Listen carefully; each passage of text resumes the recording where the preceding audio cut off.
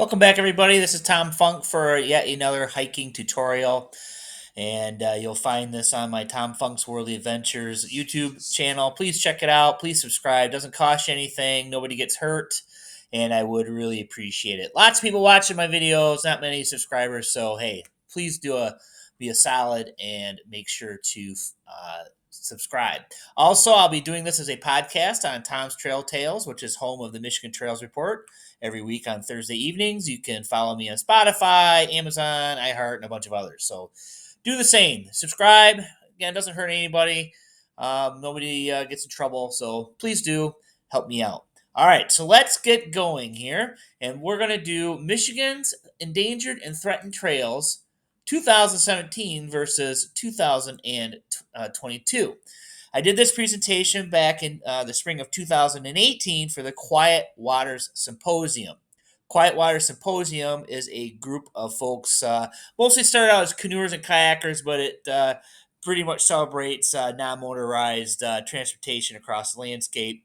A lot of backpackers and such go there. So I did a program called Michigan's Endangered and Threatened Trails, which is trails. They're seeing some issues. And I'll cover those issues here in a minute. So let's get started here. I'd like to thank my dad. He inspired me to hike basically by throwing me outside as a child and telling me not to come home until after the sunset. So I'm very thankful to him for inspiring my hiking passion that has carried with me throughout my life. All right, so I'm a planner. I'm an organizer. I'm a strategist. I do all these goals and objective type stuff. So that's kind of how I'm approaching this program. So I like to talk about what is the problem. What are the issues, and we call them in the goal and planning world the outcomes. What are we noticing on the ground? What are the negative impacts you're noticing out on some of these trails? A lot of times we only talk about the symptoms, but what is the cause of these issues? So we see things happening, but what's the cause? And the cause is what is the root cause of the problem? What is the ultimate problem? Where do we attack with any solutions we may implement? We do that at the cause level. So we will address the issues and symptoms and some solutions with some of these trails. So a big one is humans using these resources, and when there's too many people out there, people have a poor experience. We have trash and litter issues. There's logistics problems, meaning places to camp, places to park your car. We also have degradation of natural resources when people, go off in the woods and go to the bathroom or make a campsite where they shouldn't. And also the degradation of these physical resources like trash cans and picnic tables and things like that. So these are some of the issues that we see with some of these trails. So the biggies, I would like to say, are people are attracted to the more popular trails. I am on a whole bunch of these group pages for Facebook, and I swear to you guys, I see the same 10 places over and over and over again. I know they're beautiful, I know they're popular, but sometimes we may be our own worst enemies. I really like to see when people find a trail that I've never heard of and they share photos and such. So kind of think of it this way. We need to spread out a little bit more. So we're concentrating in popular areas. We're not spreading out into the less popular areas. Another thing is we've noticed a pretty significant spike in interest in hiking in the 20 to 35-year-old market, which is awesome. But it is more people out there on the trails. And then with the COVID lockdowns, this created even more interest because people were going stir crazy at home. They were looking for something to do. We were allowed to do stuff outside, so bird watching, hiking, bike riding became very popular in the past couple of years. So we see more people outdoors, which is awesome. But we are seeing a few issues, and we'll talk about those as we go along. So here's a graph I want to show you. Pictured Rocks is a national lakeshore in Michigan's Upper Peninsula. I'm hoping most, if not all of you, have been there before. But look at this. 2011, the attendance was just over 500,000. 2010 and before, it was under 500,000. Many years were like 250, 300,000. There was a spike that took place in 2011. And I'll give you my hypothesis here in a minute. You can see it kind of flattened, and there was another spike in 2015, and then you see another spike in 2020. So these we can attribute these spikes to certain events that have taken place, which we will cover here in a second.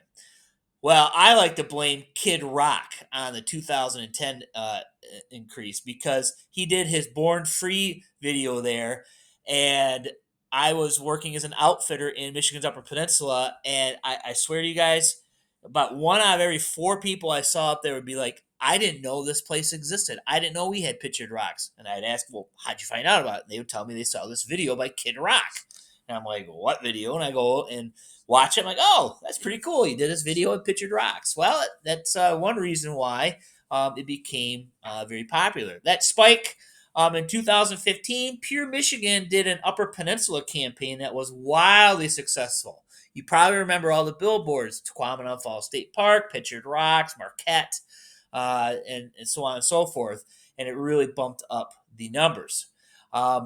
There's also with all the new folks coming out, especially from the COVID bump, they don't know or understand or practice leave no trace ethics. So that's probably why we're seeing some of the extra litter and some boorish behaviors out there. So more people and lack of ethics and not spreading out. That's probably a lot of the problems are caused by those things. So again, just as a refresher, we're seeing trash, degraded facilities, poor quality experiences. There's just too many people in too few areas. And why? Well, there's increased awareness and interest. So how can we take this why, this increased awareness and interest, and turn it into a positive? We'll propose some solutions as we go along. So I kind of took from how we classify how rare animals are, and I'm applying it to this program. I did so in 2017. We'll do it again. So least concern, we'll just say there's no concerns with the property. Special concern, there's probably an issue that to deal with. Threatened, two separate issues. Endangered, there's probably issues. Well, there are issues compounding each other. And extinct means it's been closed. So here we go. What do we have as far as threatened and endangered and special concern and least concern? Well, let's get started here. Let's start with pictured rocks, all right? So, a big problem with pictured rocks was squatting and stealth camping in the park. There were people that just did not use the permit system. The permit system was confusing, it was inconvenient. You had to physically stop in ahead of time. A lot of people were just showing up and going backpacking. The parking lots at Picture Rocks, frankly, they're too small. We see a lot more litter, and there's been quite a few unauthorized fires, which is damaging the landscape. So, and of course, the attendance has doubled as well. But Pictured Rocks implemented some solutions, and they seem to be working. They instituted a day use fee in 2022, online reservations for backpacking in 2015, and that's the only way you can make a reservation is online. And so you can make it up to the point where you're leaving, and it's great, super convenient. Online reservations for the campground started in 2020, and they now have strict enforcement by the rangers. They don't put up with anything, and I hear all these stories of people getting booted because they don't have their permits or they're squatting, so on and so forth. So they still do have some parking overflow issues and squatting and camping issues, but it's way better than it was 5 years ago. So I've upgraded it from threatened to special concern. So hopefully the pictured rocks stays the same and maybe even gets a little bit better. And they can figure out these parking issues.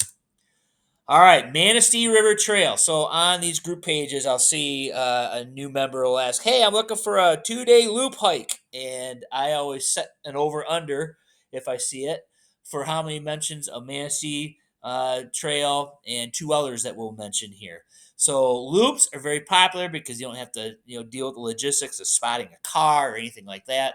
But they do have their issues. Manistee River Trail is close enough to Grand Rapids that a lot of folks from downstate go up there and use it. And it is being overused.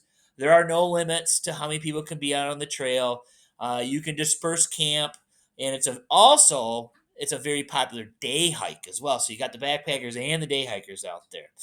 So to alleviate the problems that they're having, I would propose having a permit system designate your campsites because people are just camping wherever they want out there. And for the day hikers, institute a day use fee. So it was endangered in 2017. It's I would still classify as 2022 as being endangered. So this is a trail that if you're going to use it, go in the shoulder season, go in the middle of the week. You'll probably be fine. It's really those weekends, those holidays in the middle of summer, where this is just getting really, really overused. All right, Nordhaus Dunes. Nordhaus Dunes used to be this quiet little place. It's the Lower Peninsula's only wilderness area on Lake Michigan. It is near Manistee in Ludington. But it has become very popular as a party place. And there's litter everywhere. And folks have been doing a really good job cleaning up the litter after these partiers come in there, but they're leaving their mark. Beach fires, they're cutting trees, you can imagine what's going on. So the folks that are coming out there for a true wilderness experience, they're finding it being ruined by all the partying that goes on out there. So of course, I would promote law enforcement to come out there, but apparently there's only one law enforcement ranger for these federal lands in this area, so it's gonna be kind of tough for them. Permit system that may or may not work because I don't know if the partiers are going to actually take the time to pull a permit, but limiting the number of people because the parking lots also get overloaded as well. So this place was endangered in 2017. It is still endangered in 2022. I will mention that I was out there in 1998. And I think I was the only human being in the entire wilderness. I was the only car at the parking lot. Um, uh, I had the place to myself. I didn't see another person for a couple days. So things have changed since then. All right, Fife Lake. Fife Lake is another popular loop. It is kind of like an overflow to the Manistee River Loop. People have hiked the Manistee River Loop. They're looking for someplace else. They'll go to Fife Lake. Fife Lake is actually a decent hike, and it's popular on weekends. There's quote unquote established campsites. They tend to full on busier weekends, so people start disperse camping. It's not a terrible situation by any means. That's why I classify as special concern. I still think it's a special concern, but all I have to do is make some official campsites and add a few more. I think that would take care of the issues there. All right, so Fife Lake, a cool loop on the North Country Trail. Another overflow for the Manistee River Loop is the Jordan River Loop. The thing is, a Jordan River is you cannot disperse camp anywhere in here. There's one campground, and it's a state forest campground. So what you have to do is you start at the north end, and you hike all the way down to the campground. You camp overnight, and you hike back. So you can imagine how popular this campground can be, and you can't make a reservation for it. So what happens is folks end up going there. All the campsites are taken. They run off into the woods and camp. I do hear that a lot of folks tend to stick by the parking lot, which is great because it's already kind of beaten down.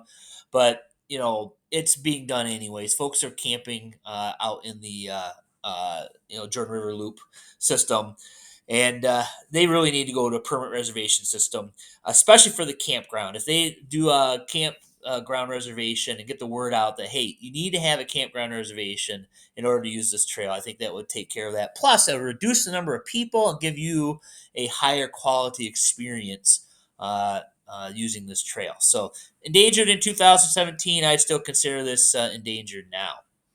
Porcupine Mountain Wilderness. Oh boy, this place was becoming a real, a it was getting pretty bad. Let's just put it that way. And it has to do with toilet paper. So what was going on there is you had to have a permit, but you could just show up and pull it. Um, and folks were stealth camping. They were showing up at campsites and they're already full, so they go off in the woods.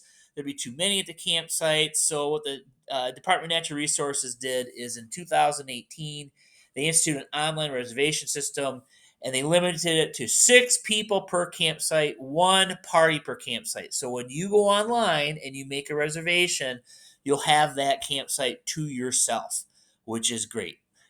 And on a side note, there is a tutorial on the website about how to use the Michigan DNR reservation system. So check it out.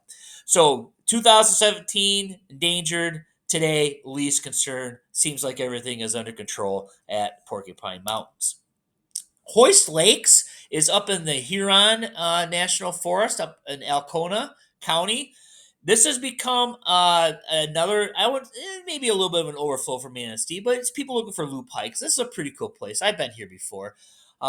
It's becoming more popular, but I wouldn't say there's any worries yet. But maybe they could get ahead of the game a little bit and just consider making reservations to guarantee a quality visit to Hoist Lakes. So we'll keep an eye on this one as time goes on.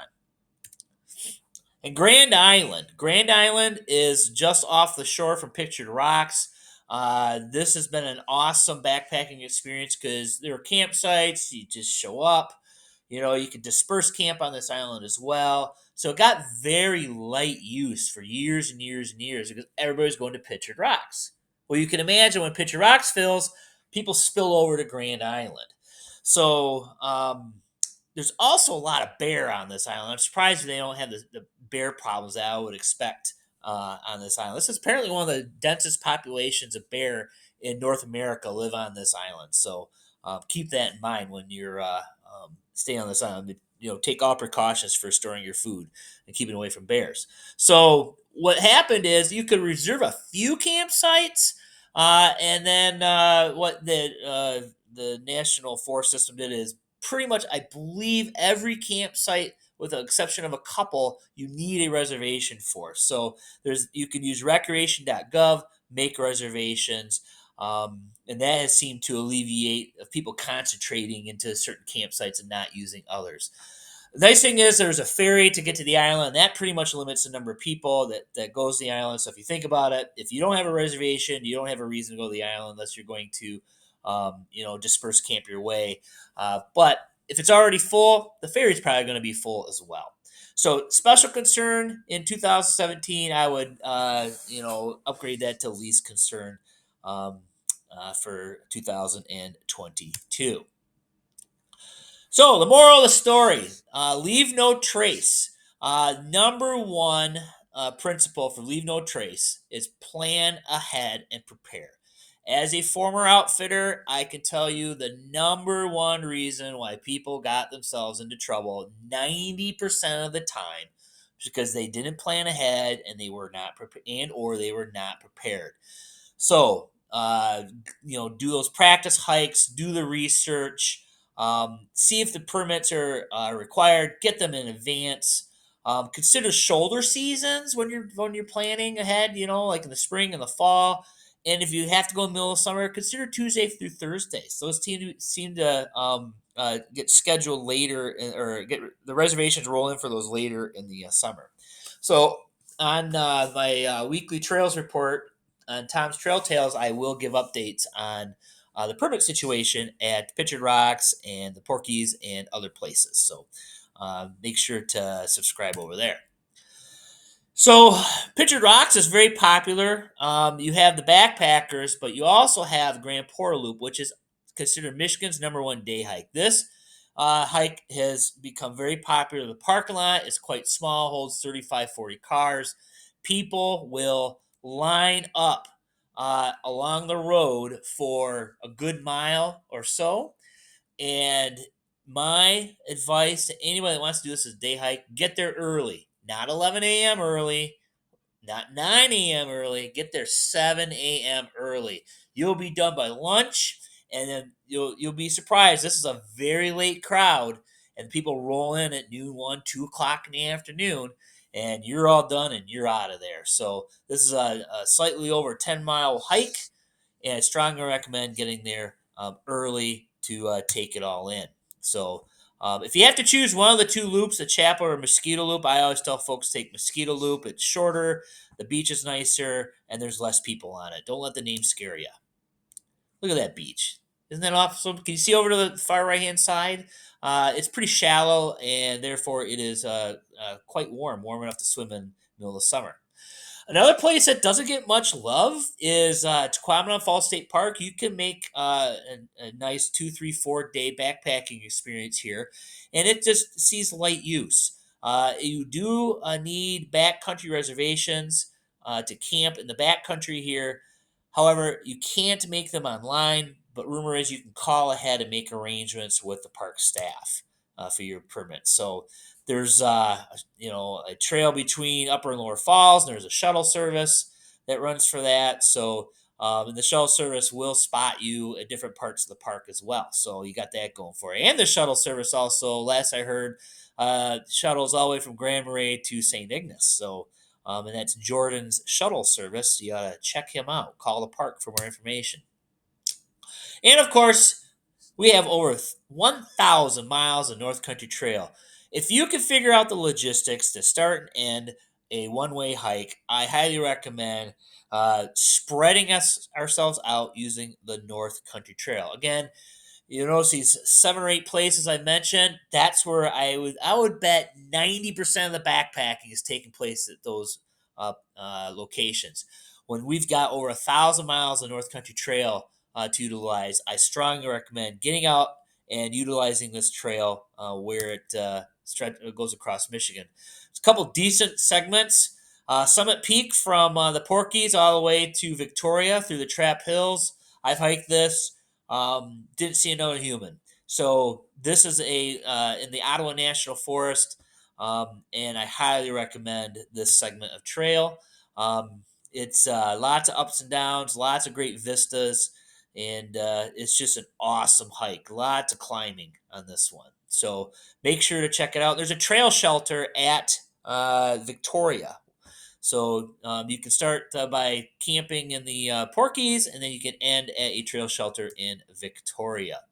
Another area is the Craig Lake State Park to Marquette stretch. That's another stretch that you'll probably see nobody else hiking, and this is a great opportunity to see moose here in this area as well. So this is another wonderful area that you can hike and probably not see another human.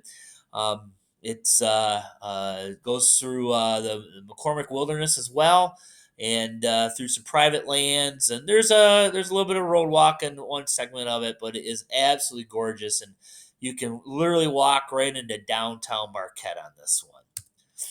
And over to the east of Grand Marais, you can hike from Grand Marais all the way to Tequamanon on the North Country Trail. And here's a nice little short little one: is the Blind Sucker Loop, which connects into the Muskellunge State Park. So you can make a nice couple-day backpack out of that as well. You can see all these little loops.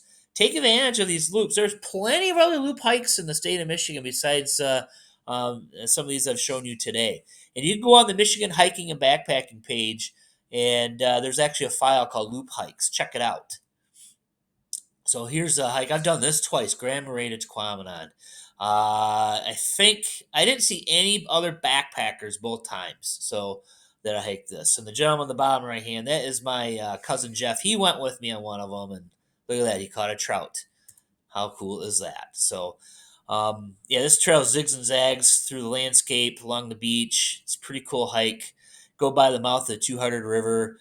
You go through the Duck Lake Burn, and that's a pretty cool stretch. Then you end up at Tequamanon Falls State Park.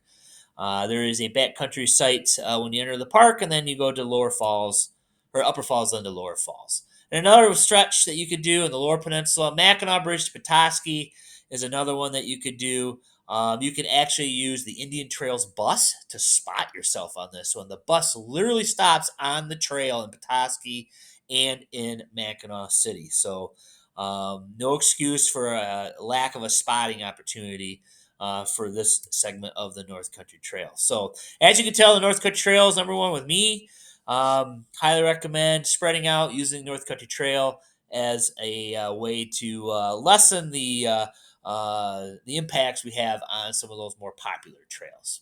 So there you go. Do you have a trail that you think is endangered? Do you have a trail that you'd like to have more folks check out? Put a note in the comments, and or go to my Facebook page, Tom's Trail Tales, and let me know about it. And we'll see if we can plug it on a future podcast or YouTube video. All right. Well, thank you guys very much for having me today. Make sure to follow me on Facebook, Tom's Trail Tales. That's also my podcast, and Tom's Worldly Adventures for YouTube. And you can buy the books at MichiganTrailMaps.com. That is Jim Dufresne's website. Thank you, Jim, for selling my books. I really do appreciate it. Makes life a whole lot easier for me. All right. Thanks a lot, you guys. Thanks for joining me, and we'll see you on the trails.